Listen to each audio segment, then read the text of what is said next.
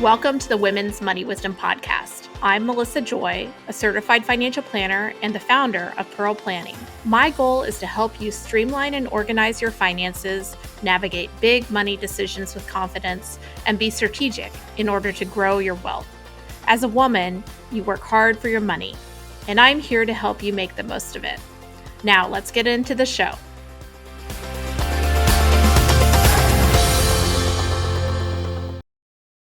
Welcome back to the podcast. I am so excited for this conversation because I actually don't know where it's going to end up. And I have a lot of personal questions for our guest, where I'm thrilled to be joined by Stephanie Stewart. Stephanie is a physician assistant and she's the founder of the Aesthetic Method, an award-winning medical spa in Detroit, recognized as the best med spa of 2024. After experiencing burnout in the emergency department, she founded her practice in 2018. And we're going to learn all about that career pivot as well as what brings her passion to this space. And I've got a bunch of questions, just like I said. So without further ado, Stephanie, welcome to the podcast. Thank you. And thank you so much for having me. We were just talking behind the scenes. And for listeners, I was telling Melissa, this is still very new to me. I feel very humbled every time people ask me to be on a podcast. I'm like, oh, you want to talk to me about what I do? So thank you so much for having me. I really appreciate it. Well, I'm having my own humbled moment or maybe vulnerable moment because I was like, oh my gosh, if I'm going to be with Stephanie, who is all about making people look better, I really need to pay attention to hair and makeup that day.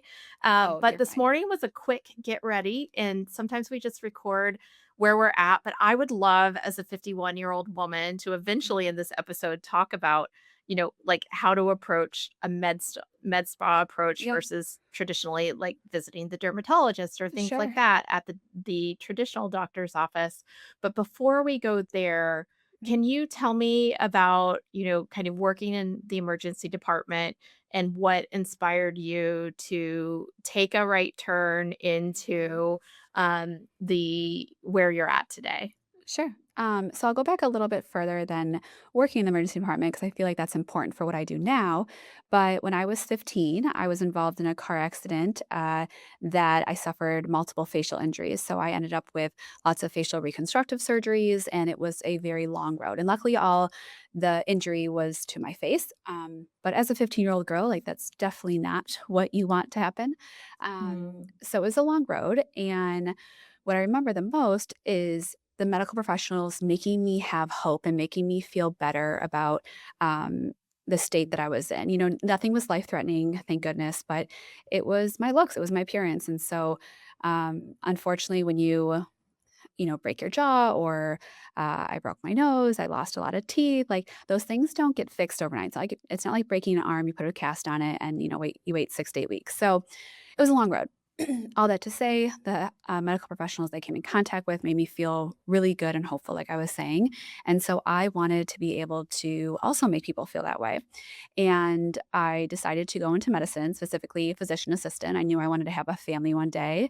And I thought that being a doctor would maybe require too long of education. So I decided on PA and I started working in the emergency department, specifically trauma, to give back to the people that were in those same situations that I once was with a car accident. So I did that for a couple years, and medicine was definitely not what I thought it was going to be.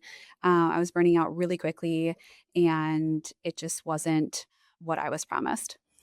So after burning out for an extended period of time, this was even pre-COVID, I thought, when was I the happiest in my life? And what it was is when I was being creative with my hands. So I thought, okay, let me just start getting certifications in injectables, and I'll go try to apply at a derm office and see if they'll hire me.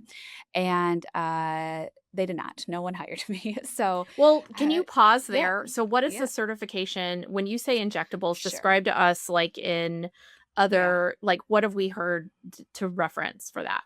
Sure. So I'll be honest with you, my field is the wild, wild west. And there is not one certification, one license that you need to do what we do. However, you do need to be a medical provider. So at least in the state of Michigan, you need to be a physician assistant, a nurse, or a nurse practitioner to inject. So I just started dabbling in these certifications, and looking back with these certifications, I mean, I was in, like, a hotel room, like, injecting my mom as a practice patient. Like, it was not like or a hotel conference room. It was wild. Um, and that's probably why no one would hire me, right? So, it wasn't really official, and, so then one day I was like, "Well, I've been practicing on friends and family," and I thought in my head, like, "Oh, if something bad happens, I don't want them to, like, sue me, so maybe I should, like, make an LLC." This is, like, what my mind was going through, and, I Googled on July 10th, I remember that day very vividly, 2018, how to start my own business, and I had never, ever in a million years thought that I would start my own business. I didn't even like doing it, I didn't even think that it would turn into what it is today. I just thought, "Hey, let this, like, be my side hustle until I figure out what I wanna do with the rest of my life," Mhm. because I had a lot of student loans still. I mean, I went to a PA school, so, um what started as, like, me renting out a room in a dental office, doing these procedures, maybe having, like, 1 patient a week if I was lucky, turned into a couple patients a week, and then I hired an assistant, and then I worked more days, and then COVID happened, and we were shut down for 12 Mm. weeks, and then when we were able to come back because we were medical, um, my business blew up. I mean, everybody was on Zoom. I thank Zoom so much for, the You get to success of look our at business. yourself. Yeah, and, it blew up, and so we were so busy, so booked out, and then I hired another injector. We actually ended up building out our own space where we had 6 treatment rooms, and then here we are almost 8 years later, and we're in our new location, which is like 4,500 square feet. It's beautiful, I can say that because the design team killed it, and we're a team of, 10 now, hiring 2 more people, and it's going well, so here we are. That's amazing. My company's birth story is very closely aligned Yeah. with yours from dates. So I started the company in August of 2018. So kind of Oh. just like, hey, let's see if this works because I know I can go back and get a job. You probably knew you Yeah, could go back to the for ER sure. too. Yes, didn't want to, but yes, we always had something to fall back on, and, I just looked this up today. Congratulations to you for making it 8 years because, more than 50% of businesses do not, succeed past 5, small businesses. So true. Yeah, and I think especially for women, if we're talking about that, I'm sure you've had a lot of lessons along the way, Yeah. in scaling and growing and investing in yourself. Days Mhm. where you look like so successful. I'm speaking for myself, but days Yeah. you look so successful on the outside and you're like, we're barely breaking even right now. Yeah. And Yeah. other days where you're like, oh my gosh, it's all clicking. Mhm. The entrepreneur's journey is not for the lighthearted, but for certain people, it is so rewarding as well. Yeah. Yeah, no, it's been really rewarding not only for my patients, but for a team or a team of all women, and, that is probably, like, the thing that, like, motivates me the most is being able to create such an amazing work environment for women who have the same passion as me and want to make other women feel good about themselves. Not that we only treat women, we treat every demographic, but that is our main one. And so we have little to no turnover in our team, and it's been great, like being able to provide an amazing career for other women because I never had that. I mean, they're not looking for you to like love your life in the ER. You just have to save other lives. So Mm, so true, and, I'm in this moment too very similar where just things seem to be clicking, they feel right, mhm. and having those good vibes across a team are can be so powerful as Yeah, well, so congratulations on that achievement. yeah, thank Um you. So I knew we were going to be having this conversation. It's been on the calendar for a minute, and I recently saw a financial advisor's post talking about how women's aesthetic needs are Mhm, neglected. I wanted to mhm, read a part of it to you because it just was spot on. I screenshotted it right away, and I think we need to elevate conversations of like seeing being more inclusive to the mhm, needs or preferences of mhm, everyone. So she said, this is Teresa J.W. Bailey. I'm going to have to make sure that we shout her out when we do the podcast. There's a line item missing from almost every woman I know's financial plan, and I'm wearing it in this photo. And it may not be a very flattering photo, but it's an honest one. Skincare is costly, both in dollars and recovery time. It's also sometimes very painful. Some women choose not to spend the dollars and age naturally. Some women squirrel away secret dollars and from the household because the spend is emotional and feels private. Some women pretend to be on vacation when they are really out of the office recovering from a treatment because their face looks like a Cabbage Patch doll. Some people want to plan for a facelift, but they don't even think to talk to their financial advisor about the cost or recovery time and maybe even needing to pay for help during that time. Let's change that. So I know you're I not love doing that. plastic surgery, Sure. you're doing, but I think it fits in Yeah. what some people would consider elective and other people would consider a necessity. And there's Mhm. no shame either way. I don't think, except for saying that each person gets to make their own decisions, but Yeah, we should be part of the conversation. I just wanted absolutely. to take a minute to reflect on that. Yeah, there's so many things about that. First of all, who is this woman? Let's, invite her to my med spa to talk about this to all my patients. Yes.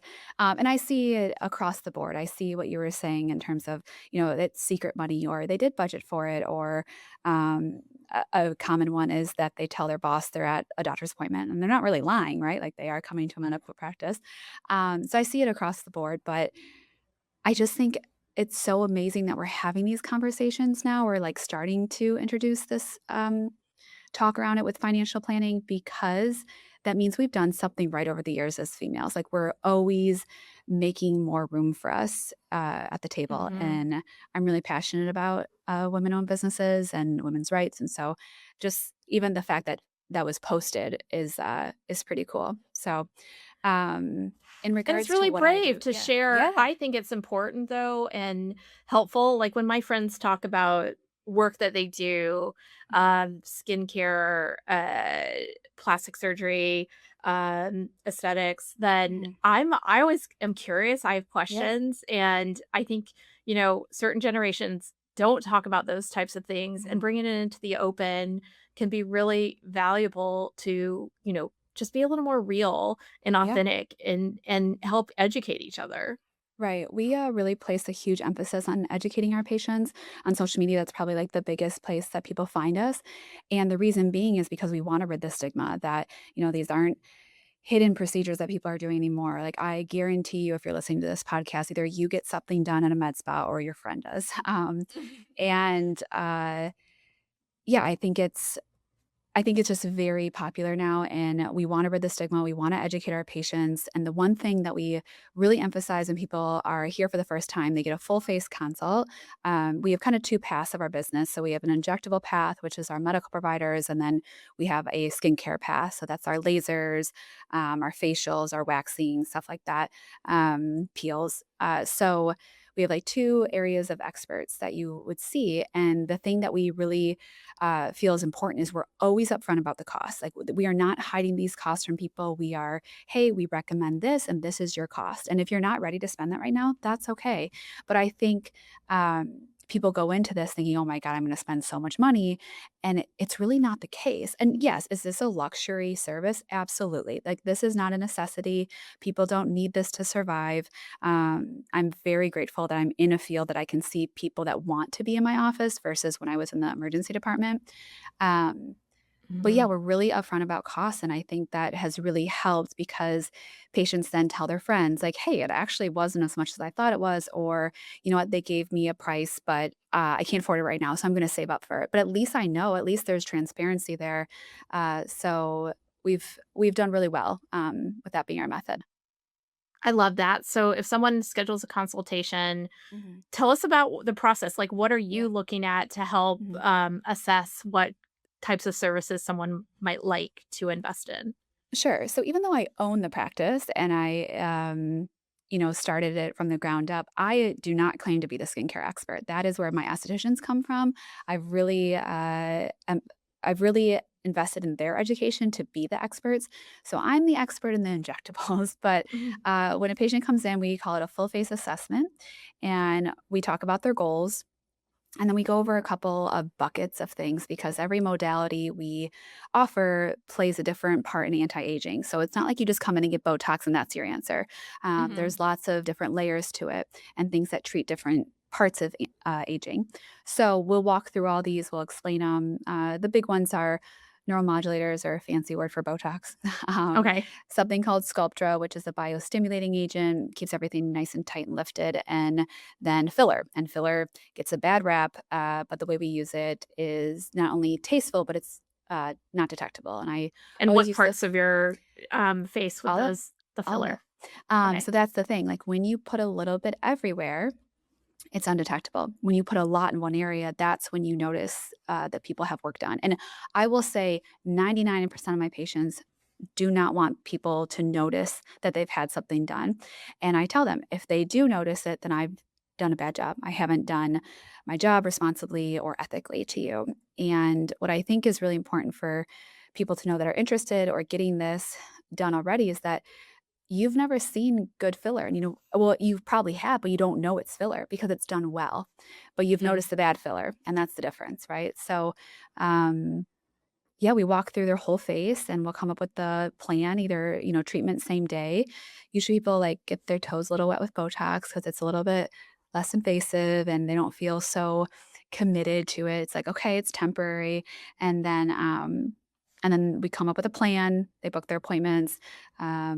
And they like that. They like knowing what's going to take place at 6 months, a year from now, and what to keep doing if they want to keep the anti-aging services going. So that's my side of things, and then the estheticians talk about lasers and skincare, and any services that they think would be um, helpful. There is this really cool device that we have. It's called the Visia machine, and it scans your face at a cellular level, and it tells you your true skin age. So some people want to Oh, know that, some yikes. people don't.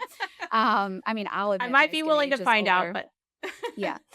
So that's kind of how we treat like does our anybody come in consultation. younger, though? Absolutely. A Really? bunch. Yes, absolutely. I love that. And I'll tell you their secret is that they've been using sunscreen. So, Makes sense. yes, it does. So Who would have thought? shocking. I know. Um, and so backing up for a minute, when people say what their goals are, I'm Yep. assuming the number one request, say this as like I said before, a Yeah. 51-year-old is aging is starting to you're starting to see the effects of aging and how do Yep. we slow it down or reverse the clock? Yeah. What are some of the others? Yeah, I think a lot like, probably my favorite patients are my new mom patients. Mm, You can't get these services when you're pregnant.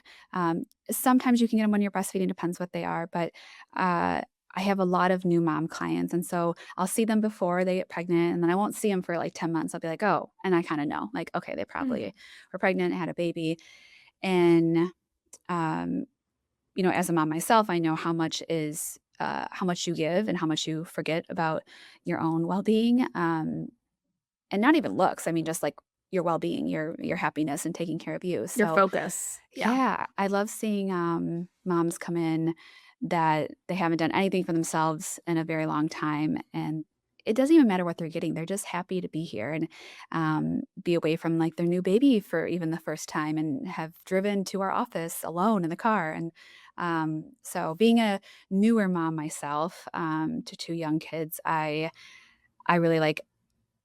I think that's really cool. I think that's really cool that that's a big demographic of ours. I love that.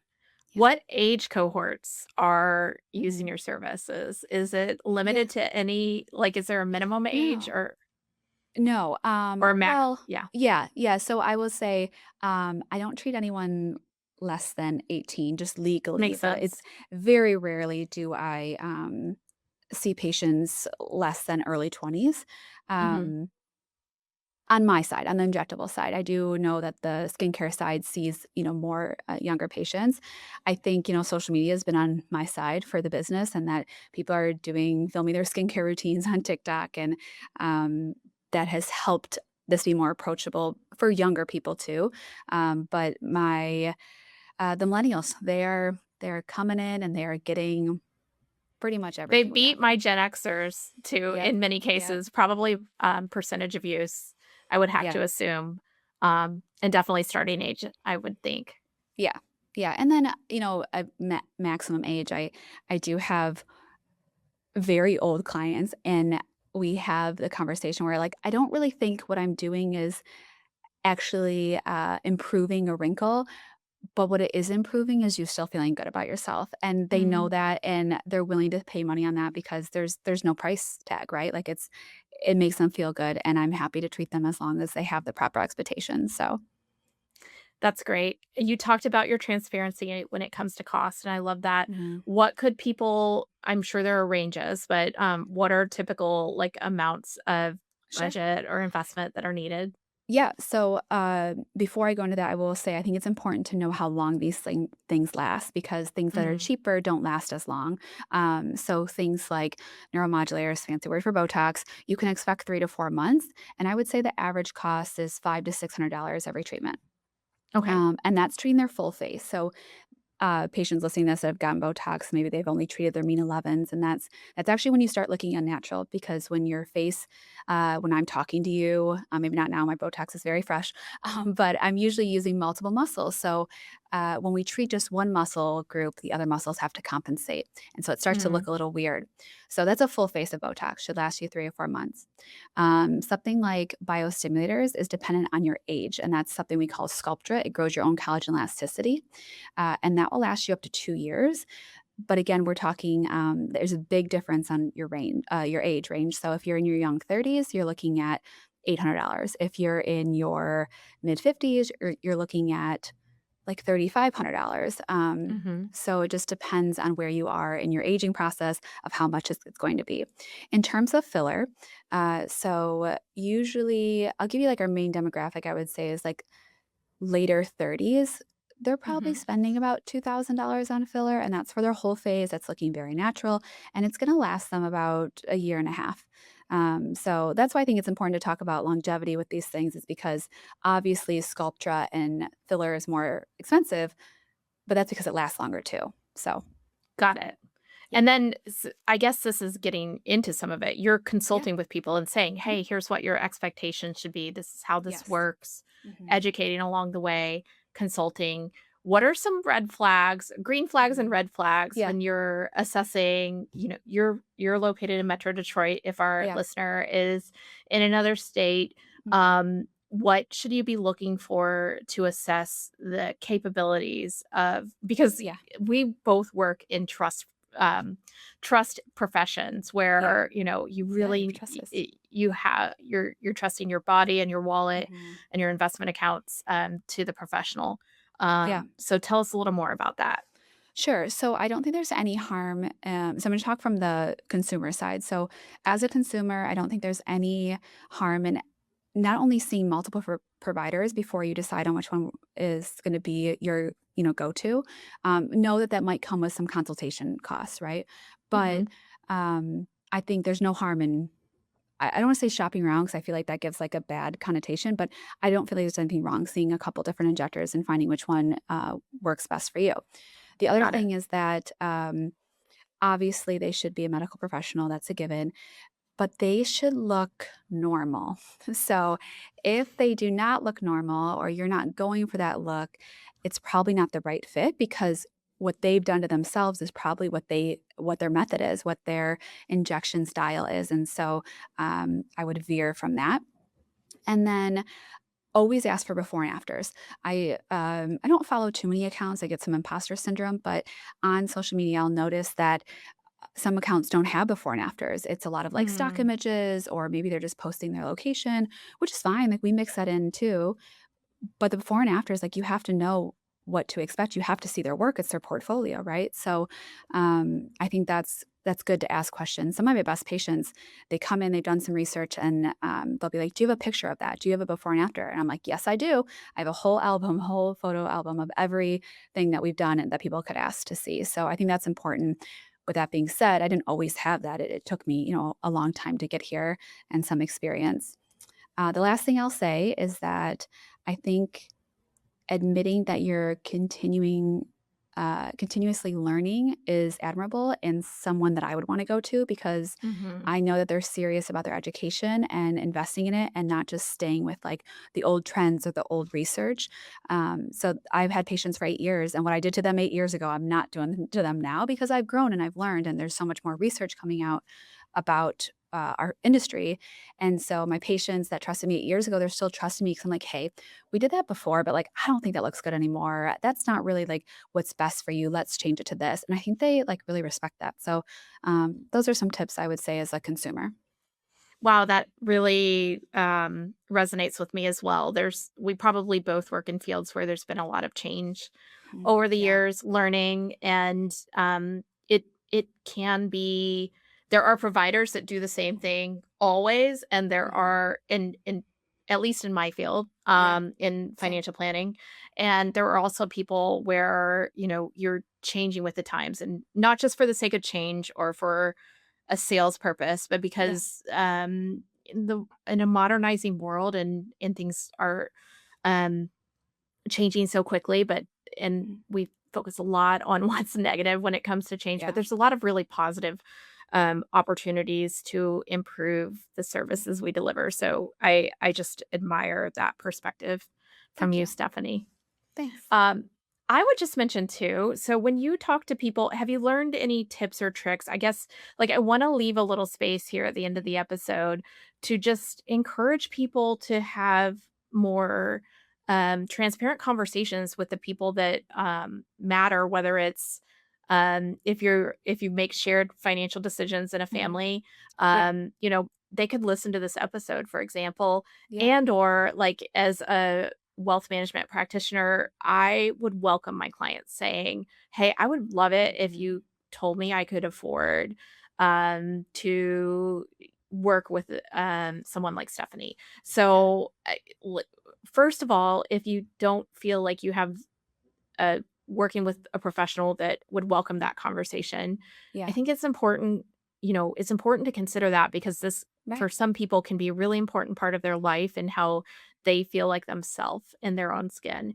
And I just would encourage you to have more transparent conversations. I don't know if you have any experiences or anything you would Oh, add yeah. there, but No, I mean, I encourage my female patients to bring their male partners to the appointment if they're nervous about how their significant other is going to look.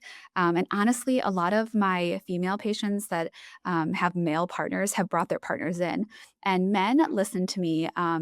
Like they stay on their regimen. They're like every 3 months religiously they are getting their Botox, and because they've seen like, oh, you can still look normal and no one's going to know that I've done this, and so I encourage it's mostly males, and I don't mean to be, like, condescending to that, but I feel like they see a lot of bad filler. People have huge lips, and they're not tasteful and or bad Botox, and that's the only thing they know about my industry, so I would say, like, be open to it, go with your partner to the, appointment, see what it's all about, and I will also say a lot of so we have all female staff, and a lot of our partners were very weary about us doing this the first time. So when we have new team members, you always know like their partners like, oh God, I'm nervous about what they're going to look like working there. Mhm. But like most of them get it now. Like most of them are in here for treatment all the time too. So I would just be like open and honest with your partner about what matters to you. Um, and if it is within the budget, I think it's just as important as, my husband, for example, he plays golf every Thursday, and that's his budget. That's his fun money. And if I didn't work here, this would probably be my fun money too. So I think it's just good to have open conversations about what matters to you, regardless of if it's aesthetics or not. Yeah, and one person's necessity is another person's discretionary, Yeah. spending, Yeah. and as a financial planner, I love to say yes to people if it is a fit and doable with the money. If Yeah. not, I am professionally obligated to say, "I really would love for you to be able to do that, but I'm concerned and here's why." Yeah.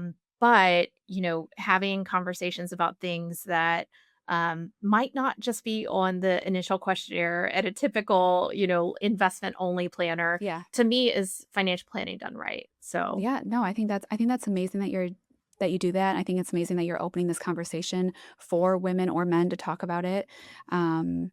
Yeah, I think it's great, and I you said something like, "Oh, it's, my my professional responsibility to say, no, this doesn't work within your budget. And I feel like it's my professional responsibility to tell people, no, I don't think this is worth you doing. Save your money, and I think that's another tip I would say to the consumer, is look for someone who's willing to say no. I say no all the time, all the time. I say no more than I say yes. And I think that means that not only their business is successful, but they're really looking out for you. I love that, and there's a standard of care that you can choose to embrace, whether it's medical professional, financial professional, Yeah. that really is an honor of not just doing a job, but having a career in professionalism Mhm. that brings exactly what you said in terms of your why, brings you back to the best part of your job and profession. Yeah. So keep it up, Stephanie. Thank you. Where I can appreciate people it. find you if Sure. they're curious about learning more and following you? Yeah. So our most robust marketing is where millennials go, and that's Instagram. It's called Yes. The Aesthetic Method with an A. Our website is theaestheticmethod.com. We're also on TikTok. I'm trying to get better with that. And then I really invite people to come see our new location. It is stunning. Our designers absolutely crushed it. Our contractors were amazing. And it's located on Troy Street in Ferndale, right next to One Eyed Buddies, if you're familiar. So come on, stop by, buy some skincare, just come look, take pictures. It's really cool. I'm very proud of it. Congratulations on the new Thank location. you. I may have to stop by. Yes, please do. Thanks so much, Stephanie. Thank you for having me.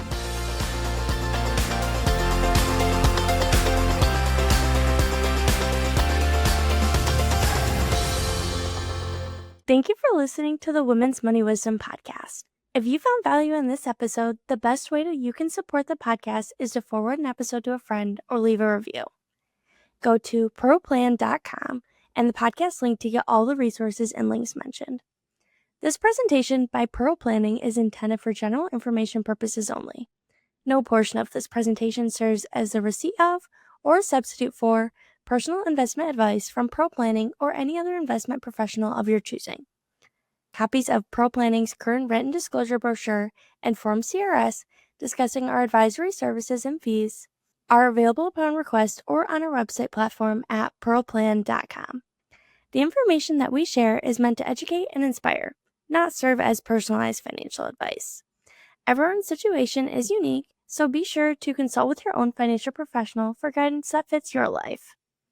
And just so you know, the opinions shared in this podcast are Melissa's own and those of her guests. They don't necessarily represent any organizations with which Melissa is affiliated. For more important disclosures, please go to our webpage at pearlplan.com.